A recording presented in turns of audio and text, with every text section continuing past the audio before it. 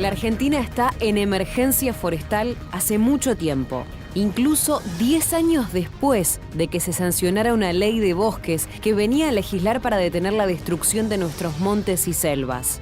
Con ley y todo, hace 2 años, las Naciones Unidas colocaron a la Argentina en el 9º puesto dentro de los países que menos cuidan sus bosques nativos. Con ley de bosques y todo, hace 10 años que la Argentina no para de perder árboles y montes que son imprescindibles para la vida del planeta. ¿Qué hacemos para parar esto? ¿Qué pasa cuando se pierde un bosque nativo? ¿Es simplemente que se pierde un árbol? ¿Es simplemente que se pierde un paisaje? ¿O es que se pierde paisaje, árbol, gente y además funcionamiento de los ecosistemas? Nos lo explica Hernán Giardini. La deforestación genera mayor posibilidades de fenómenos como inundaciones, pero también como fenómenos como los aludes. En el caso, por ejemplo, del alude en su momento de Tartagal,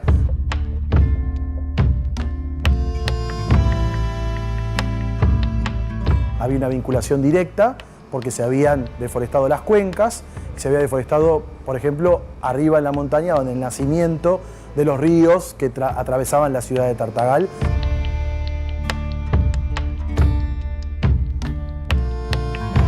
Otros casos no están directamente vinculados a la deforestación, pero la deforestación tiene una parte de responsabilidad en cuanto a la contribución al calentamiento global y al mayor nivel de precipitaciones.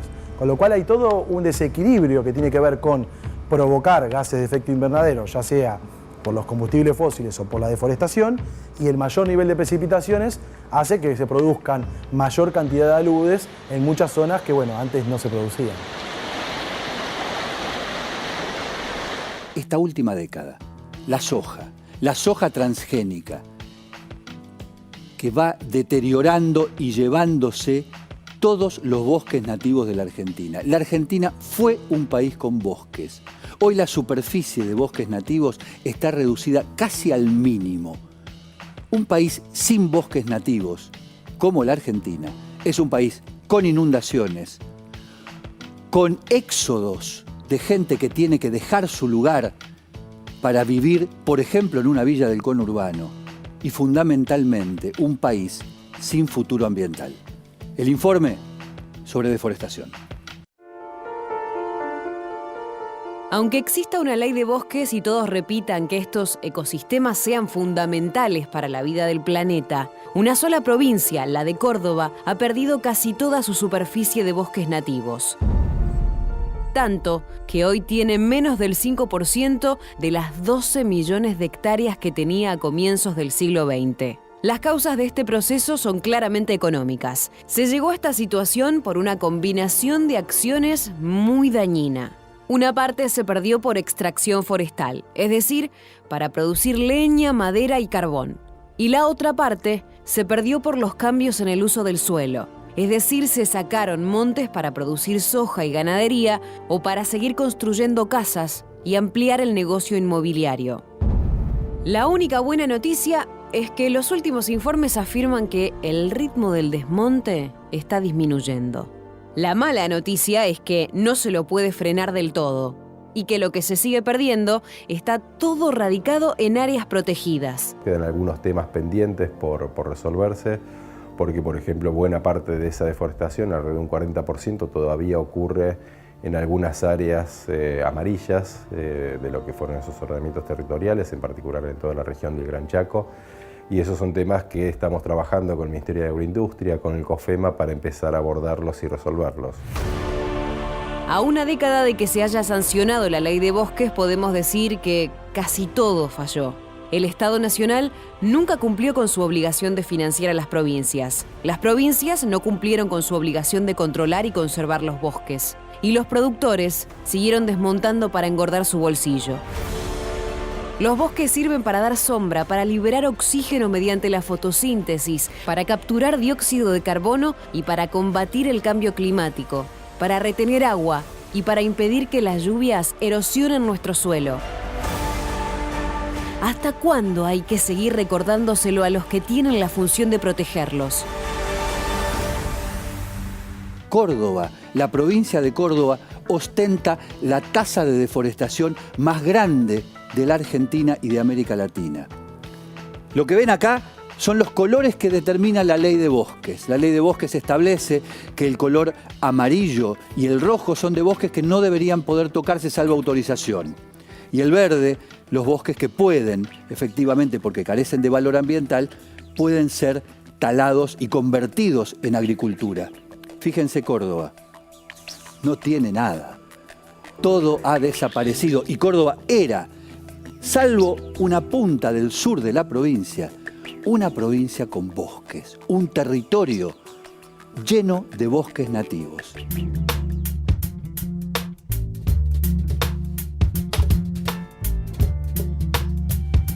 Estamos en la provincia de Córdoba. Para muchas personas, y me incluyo en este grupo, el paisaje de Córdoba son grandes campos sembrados, verdes.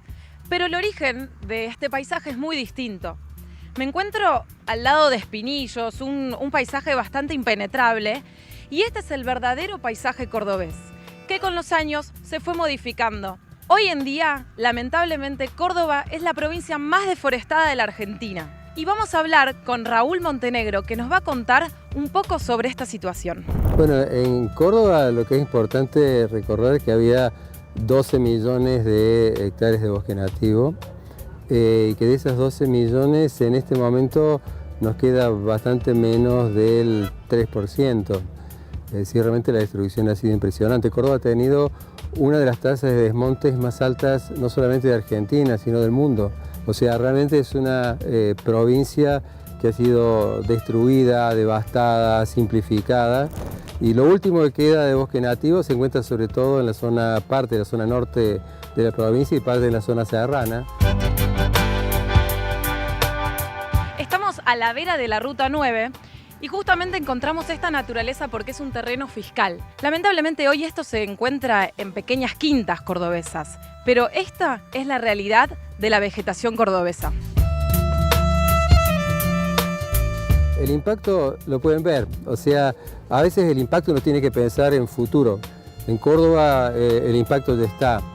Buena parte de las zonas inundadas que se comparten en parte con Santa Fe, no solamente porque hay mucha agua, sino porque directamente ya no están los bosques nativos que permitían infiltración o que hubiera evapotranspiración y se perdiera agua. Entonces ya tenemos, por ejemplo, todas estas zonas con esta especie de drenaje impedido que se inunden. Agregado a esto que este desmonte, esta destrucción de bosque nativo, en realidad lo que está produciendo o tiene la contrapartida es que termina siendo reemplazado ambientes nativos cada vez más pequeñitos con, por ejemplo, cultivos transgénicos en donde se utiliza gran cantidad de plaguicidas, lo cual a su vez produce enfermedades, muertes y toda una serie. Realmente el caso de Córdoba es una situación muy difícil de comprender cómo puede destruirse prácticamente la estructura ambiental de una provincia en pocas décadas.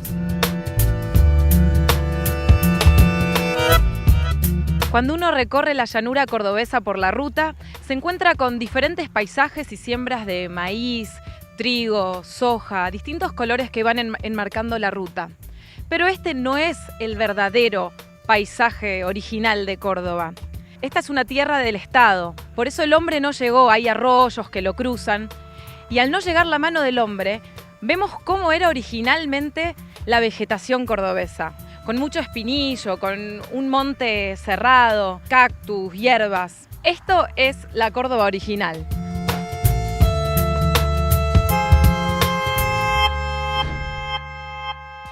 En la provincia de Buenos Aires hay antecedentes de inundaciones de más de un siglo. En Córdoba no. Y Córdoba ahora es una provincia inundable. ¿Cuánto de lo que acabamos de ver tendrá que ver con que la provincia de Córdoba hoy sea inundable? ¿Y qué pasa en otras provincias? ¿Qué pasa en las provincias del norte de la Argentina? Veámoslo en un mapa. Veamos simplemente cómo van desapareciendo los bosques nativos en esas provincias. Formosa, por ejemplo, ahí la tenemos, donde ya queda poquito. Recuerden, verde es aquello que se puede talar, amarillo y rojo no, rojo nunca. Hasta donde yo recuerdo, Formosa tenía más que lo que acabamos de ver. ¿Y qué pasa en el resto de las provincias del norte? En Salta, por ejemplo.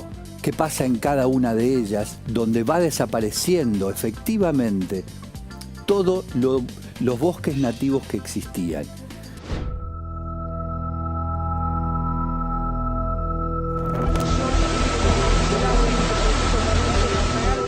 Son las 9:20 de la mañana cuando observamos cómo el río comienza a desbordar, ya desbordó, el tránsito está cortado. Es el año 2006, es abril, es la provincia de Salta, la ciudad Tartagal. A estas horas el río Tartagal.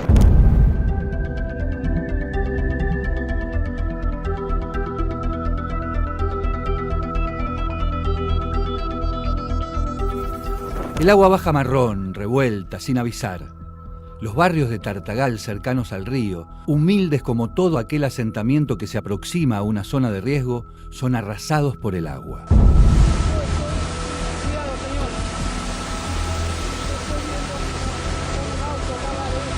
Los aludes son la marca de la zona en tiempos de lluvia.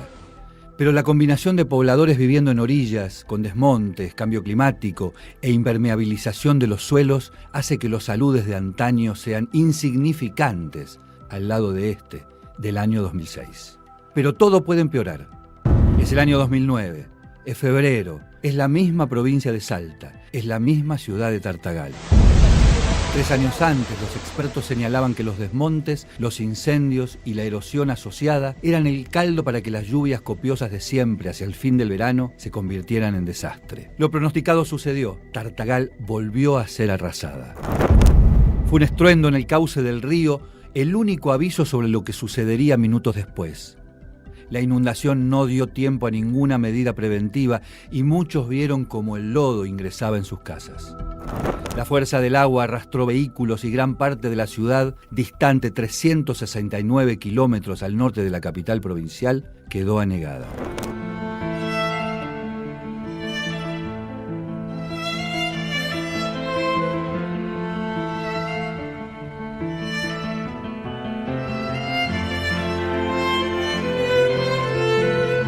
Esa fue la crónica de la época. El resultado, el mismo que 3 años antes. Más de 10.000 afectados, casi el 20% de los habitantes de Tartagal. Y el diagnóstico siempre el mismo. Deforestación y desmontes en una zona a la que siguen llegando topadoras, pero no la inaplicada ley de bosques. Dicen que la historia primero se presenta como tragedia y luego como farsa.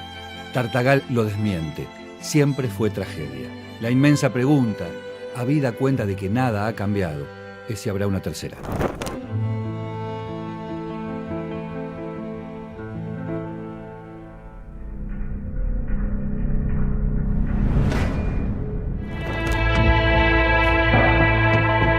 La creciente había comenzado a fines de noviembre de 2002, señalando el cenit de un ciclo húmedo sobre la Mesopotamia.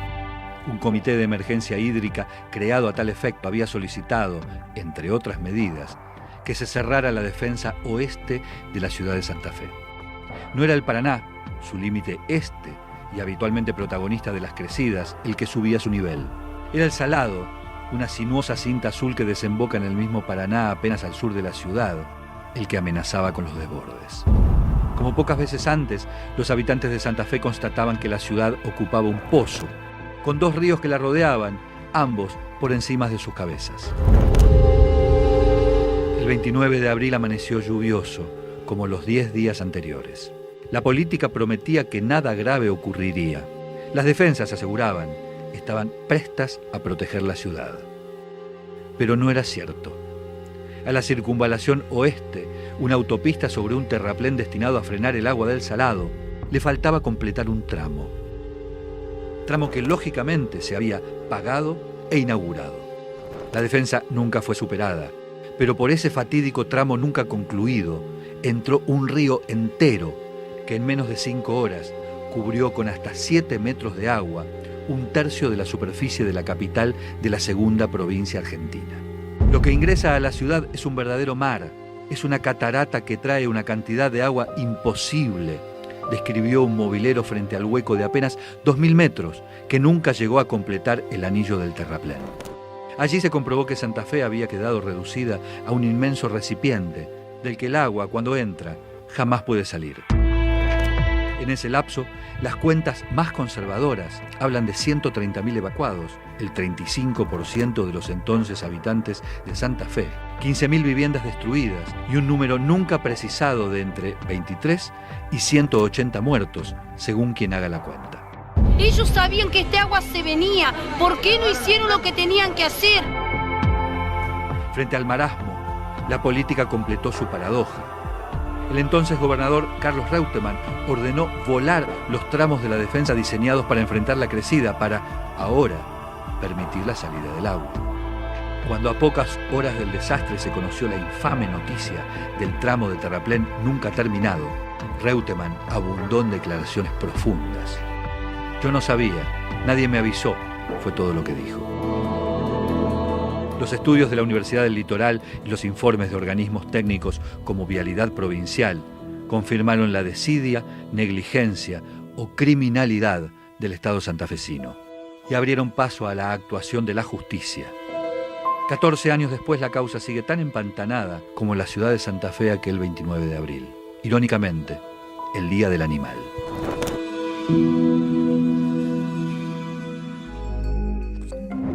Estudio de impacto ambiental. Un estudio de impacto ambiental es un proceso técnico que debe ser éticamente ineludible y que debe permitir identificar, prevenir y comunicar el impacto que un proyecto o una obra van a tener sobre el ecosistema y su población, tanto vegetal como animal y humana. El estudio de impacto ambiental es claramente predictivo, es decir, que se debe hacer antes que una obra se ejecute. Por lo tanto, y aunque suene un tanto obvio, no se puede aplicar a una obra que se esté realizando. Por su complejidad, tiene un carácter inevitablemente interdisciplinario. Deben analizarse en él cuestiones asociadas a la biología, la ecología, la economía y la sociología. Afortunadamente, hace tiempo que esta herramienta es la información imprescindible que se debe presentar a una autoridad ambiental para obtener un permiso oficial.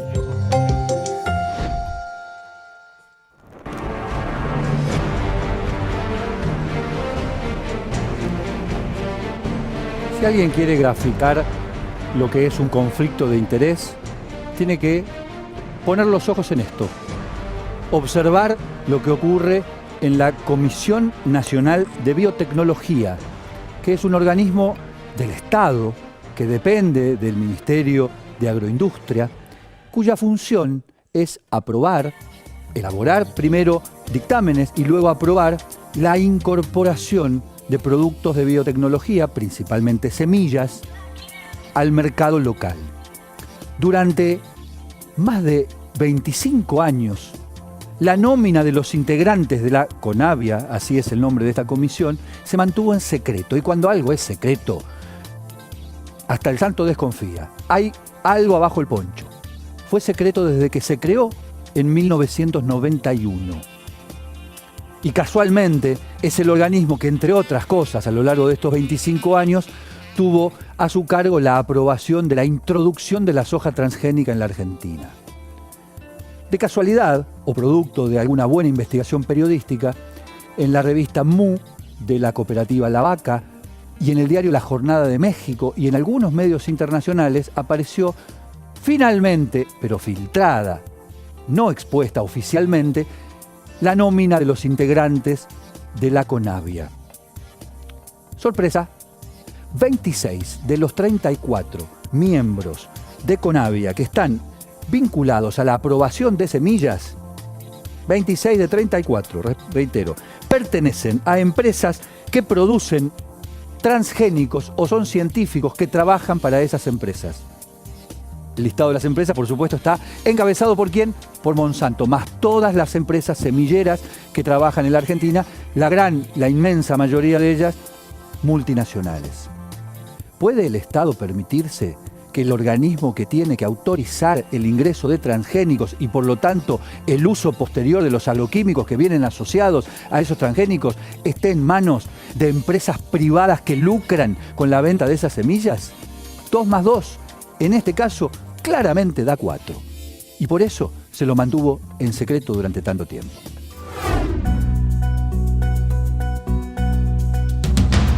Llega la inundación, como si fuese la primera, y con ella viene el político que promete la solución mágica, es decir, las obras.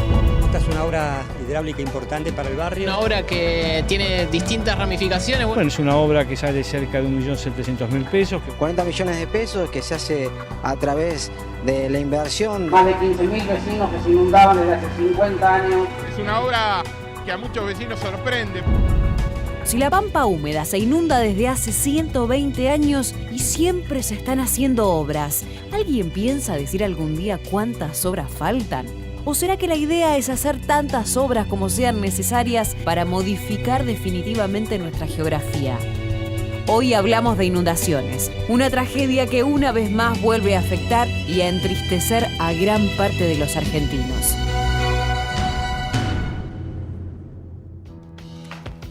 ¿Por qué se inunda la Argentina? ¿Por qué se inunda particularmente la Pampa húmeda? A veces hay que leer a los clásicos, a veces hay que ir para atrás y ver que probablemente alguien haya escrito algo, haya pensado algo que sigue teniendo total vigencia. Florentino Ameghino fue una de las personas más sabias que tuvo la Argentina en todo lo que tuviera que ver con el naturalismo, con el paisajismo, con el vínculo del hombre con la naturaleza. En 1884, más de 130 años, Florentino Ameghino escribió este libro, Las secas y las inundaciones en la provincia de Buenos Aires. Los canales de desagüe, las obras que de manera tan fetiche se piden y se promueven cada vez que llega una etapa electoral, decía Florentino Ameghino, si no son el complemento de otras acciones de la política, reportarán probablemente más perjuicios que beneficios. Lo escribía hace 130 años. Los canales de desagüe, esos por los cuales se implora poco menos en la Pampa húmeda, sacame el agua, vulgar y literal, de esa demanda, es muy factible que no eviten jamás las inundaciones como puede creerse. ¿Por qué? Tenía un fundamento lo que él decía. La Pampa deprimida, que es ni más ni menos que un inmenso pozo que va lentamente desaguando hacia el océano Atlántico, alterna sequías e inundaciones. Hay momentos de excedentes hídricos y hay momentos de faltantes hídricos. Decía Florentino Ameghino, si esos ciclos se compensan, sacar el agua con un caño es literalmente ridículo, porque lo único que va a hacer es inundar una zona que antes no se inundaba y restarle posibilidad de retención de agua a una zona que padece sequía. Digo yo, ¿no habrá llegado la hora de releer a los clásicos? ¿Por qué se inunda la Argentina? Si el razonamiento de las autoridades es seguir haciendo obras hasta cambiar definitivamente nuestra naturaleza, la mejor obra sería techar la Pampa o poner un embudo gigante por el que se vaya toda el agua de la Mesopotamia, de Santa Fe y de Córdoba. Pero si la obra siempre va a ser un caño que saque el agua, es obvio que siempre va a aparecer una lluvia que desborde el diámetro de ese caño. Lo insólito, lo cruel, lo irresponsable se produce cuando un funcionario anuncia una obra. Se apresura a decir que ahora sí llegó la solución definitiva, pero resulta que esa solución ya había sido formulada hace mucho tiempo y ya había fracasado. Eso pasó en Melincué, un pueblo que sigue siendo víctima de las inundaciones, pero también de la ignorancia y la soberbia. El gran Florentino Ameghino hace 120 años advertía que las obras de desagüe agravan el problema en vez de resolverlo. Y tenía razón. Cuando el agua cae sobre un terreno plano, e incluso con un terreno con un pozo, el agua cae y no circula. Esto no ocurre. Entonces, ¿qué es lo que pasa con este agua? ¿Cómo se va eliminando? A través de lo que se llama evapotranspiración, es decir, la evaporación hacia la atmósfera y luego la infiltración producto de la absorción que hacen los vegetales. En la Pampa húmeda, esta fue la forma en la cual el agua se fue eliminando ante la ausencia de pendiente a lo largo de miles de años. Hasta que llegó, primero, el hombre intentando sacar el agua rápido con un caño y segundo, la agricultura en gran escala. ¿Qué hizo la agriculturización sobre este proceso? lo agudizó. Escuchemos a un experto del INTA. Para entender el por qué tenemos la napa freática tan cercana a la superficie y esto nos genera de alguna manera estos excedentes hídricos, tenemos que empezar porque estamos en una de las llanuras más planas del mundo, la llanura pampeana. Eso de alguna manera hace que digamos, el balance hídrico esté definido por ingresos y egresos. Los ingresos están definidos a partir de las precipitaciones, es la entrada de agua, y la salida de agua, el egreso, está definido en nuestra región por la evapotranspiración principalmente, o sea, por lo que consumen los cultivos que tenemos en los distintos sistemas. Esa napa freática fue ascendiendo hacia la superficie. Vemos que las precipitaciones no variaron significativamente, que seguimos teniendo las mismas precipitaciones anuales. Lo que sí vemos que se modificó mucho es el consumo a partir de los cultivos. ¿Por qué? Porque modificamos el uso de la tierra. En los 70 teníamos mucha más superficie de pasturas perennes, de pastizales, de montes nativos que consumían mucha cantidad de agua. Y eso paulatinamente se fue cambiando por el proceso de agriculturización, donde hoy tenemos mucha superficie, casi la totalidad en la región pampeana, de cultivos anuales de un consumo y crecimiento determinado en una fracción del año que principalmente es el verano. Los cultivos de los cuales estamos hablando es principalmente soja y maíz. Así, esto generó excedentes que a medida que fueron pasando los años fueron incrementando esta napa freática y hoy, en la actualidad, esa napa freática que en los 70 estaba a los 10, 12, 14 metros, está al metro de profundidad, a los 50 centímetros, o generando mayores problemas en superficie, como en muchas regiones de la región pampeana. Justamente hay un trabajo del INTA que señala que el 70% de los excesos hídricos, es decir, del ascenso de la napa freática y la pampa húmeda, se explica gracias a la agriculturización desmedida o, léase, sojización del campo. Por supuesto, hay quienes defienden la siembra directa como método que ha mejorado en gran medida la labranza y ha reducido la erosión del campo. Igualmente, para algunos de ellos todavía el monocultivo sigue siendo un problema. ¿Qué dice, por ejemplo, la gente de APRESID al respecto? Es difícil abordarlo desde una sola óptica. Nosotros como productores es algo que nos preocupa mucho. Hoy hay muchos productores sufriendo el flagelo de las inundaciones. Tenemos que agradecer que en Argentina el 90% de la superficie agrícola se hace en siembra directa, porque con los aguaceros que estamos teniendo, con la intensidad que tienen estos aguaceros, si los suelos estarían sueltos con labranzas, se hubiesen producido un corrimiento de suelos enorme y hubiese sido un desastre, sinceramente. Por lo tanto, el sistema de siembra directa favorece la infiltración de los suelos y eso a nosotros nos da la tranquilidad de que vamos por el buen camino. Pero esto nos excede como productores y tenemos que trabajarlo a nivel de cuencas, con el Estado, con los distintos gobiernos municipales, provinciales y nacionales, porque hay cuencas que inclusive van entre distintas provincias. Creo que el desafío es grande, creo que se puede generar herramientas para mitigarlo desde lo micro hasta lo macro y en eso tenemos que concentrarnos. Nos encontramos en la Pampa Húmeda, límite entre la provincia de Buenos Aires y la provincia de Santa Fe, mejor conocida como la zona de la Picasa. Aquí, hace 10 años, se construyeron obras hidráulicas para evitar las inundaciones. Igualmente, hoy, 2017, hay más inundaciones que nunca. Vamos a conocer el pueblo de Menincue, que por causa de las inundaciones puede llegar a desaparecer. La zona núcleo de la Pampa Húmeda viene siendo castigada por mucha lluvia e inundaciones desde hace un tiempo prolongado. Vemos que las precipitaciones no variaron significativamente, que seguimos teniendo las mismas precipitaciones anuales. El fenómeno de la Niña, el cambio climático y la falta de filtración de los suelos por causa de los cultivos intensivos hace crecer las lagunas, los arroyos y miles de hectáreas de campos productivos y pueblos del interior. Como siempre lo hacemos, buscamos la mirada del vecino local frente a este hecho. Queremos saber cómo es vivir a riesgo de inundarse o cómo los productores rurales aguantan el agua dentro de sus campos. Menincue es un pueblo que ya tiene su segunda inundación y está a riesgo de desaparecer. Hacia allá vamos. Es una zona muy grande y cuando llueve mucho toda el agua no tiene otro lugar donde ir que es acá. Viene por canales, por caminos, por donde sea, y si a eso le agregamos una lluvia desmesurada que desborda el canal sanurbano, que es el que saca el agua, desborda, ahí nos ingresa una cantidad de metros cúbicos impresionante que sube el nivel de la laguna en 24 horas, capaz de subirla 40, 50, 70 centímetros. Hay muchos canales clandestinos y canales de pueblos vecinos que desagotan acá en el pueblo, en la laguna nuestra sería. Cada vez es peor porque vemos que nosotros tenemos el agua que estamos tapando por este lado y viene el agua por el otro lado y ya no se sabe más qué hacer porque nadie hace nada. Si eso se rompe, no nos va a quedar otra que irnos.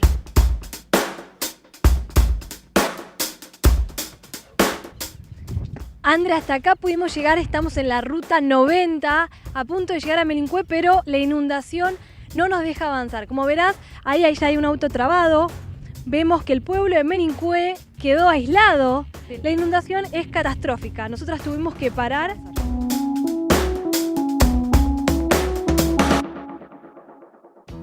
Cuando una situación se reitera una y otra vez, el cinismo de anunciar que no va a volver a pasar gracias a la construcción de un terraplén o de un caño, es eso, cinismo. En el año 2006, como señalan los diarios de ese momento, el entonces gobernador de Santa Fe prometió que el agua iba a bajar en Melincué para no volver a subir nunca más. No ocurrió. ¿Por qué? Más allá de las promesas incumplidas de la política, porque la lógica del caño, la lógica de una obra como la solución mágica para un problema que es complejo, multidimensional, que tiene muchas causas y que tiene que ser abordado con inteligencia y complejidad, no se puede resolver linealmente. Esto es lo que pasa una y otra vez en Melincué. La Plata, capital de la provincia de Buenos Aires. Inusualmente caluroso 2 de abril, año 2013. Las noticias y la tormenta llegaban desde el norte. Durante la madrugada, la ciudad de Buenos Aires había padecido el aguacero. El resultado, 8 muertos por el desborde del arroyo Medrano. Nadie, ni aún apelando hoy a la más fantasiosa imaginación retrospectiva, era capaz de suponer que algo de ese calibre podía ocurrir en una ciudad planificada, urbanísticamente ordenada, sin antecedentes serios de inundación más allá de un par de calles anegadas fuera del casco histórico. La jornada era oscura, nubes negras, bajas. Hasta la mañana operaba el alerta vigente desde el día anterior. Tormentas fuertes, decía. El alerta cesó, según consta en los registros de la Municipalidad de La Plata. La lluvia no llegaba y el Servicio Meteorológico Nacional no indicaba que fuese a llegar. A las 4 de la tarde fue como si el cielo se hubiese convertido en un gigantesco agujero a través del cual no paraba de manar agua.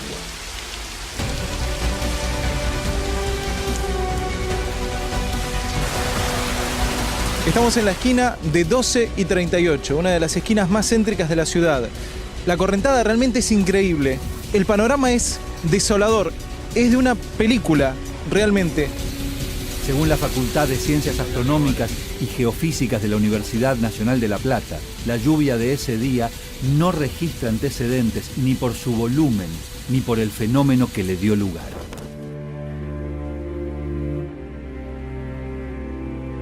Una suerte de lluvia de verano, pero que en vez de durar menos de 1 hora y desplazarse, se combinó con un centro de baja presión y se estacionó sobre la ciudad. Terrorífico, coches cruzados, el tráfico vestido de todo inundado, todos los negocios inundados, no, es impresionante. El efecto combinado hizo que en 3 horas, como si el cielo se hubiese desfondado, cayeran 308 milímetros de lluvia y que en 20 horas se acumularan casi 400 milímetros. La marca más alta de lluvia para un solo día en toda la historia de La Plata había sido de la 4ª parte. Nunca en más de un siglo habían caído sobre la ciudad de Dardo Rocha más de 240 milímetros. Ese día, en total, se contabilizaron 392. La tormenta fue récord, sin dudas, pero se hizo mucho más grave por haber caído sobre un crisol en el que se confundían la desidia, la especulación inmobiliaria, el cambio climático, la ausencia de planificación de una ciudad que había nacido planificada, la imprevisión rotunda y la falta de cualquier capacidad de acción ante la emergencia. Gente que pasó la noche en los techos, mojándose, familias, nenes chiquitos, gente en silla de ruedas que estuvo toda la noche con la cintura llena de agua. Un desastre, un desastre. Hasta se hizo presente esa notable cualidad argentina de que cuando algo tiene que funcionar, falla. Entre las 5 de la mañana del 2 de abril y las 8 del día siguiente, cuando La Plata ya contaba al menos 89 muertos, el radar que conecta Ezeiza con el Servicio Meteorológico Nacional estaba cortado. Nos enteramos de lo que pasaba en La Plata 4 horas después de iniciada la tormenta, admitió el entonces jefe del Servicio Meteorológico. La capital bonaerense para ese momento ya era una especie de Atlántida sumergida.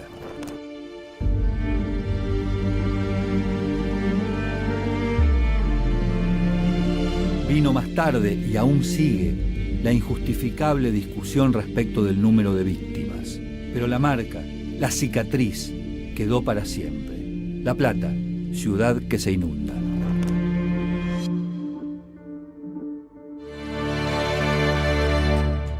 En 1971 no había Google Earth.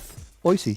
Y nos permite el Google Earth ver esto. Miren, vamos a Turkmenistán, en el medio de Asia Central. ¿Y qué es lo que vemos ahí? Desde Google Earth, la puerta del infierno, el agujero que está ardiendo desde hace más de 40 años, 4 décadas.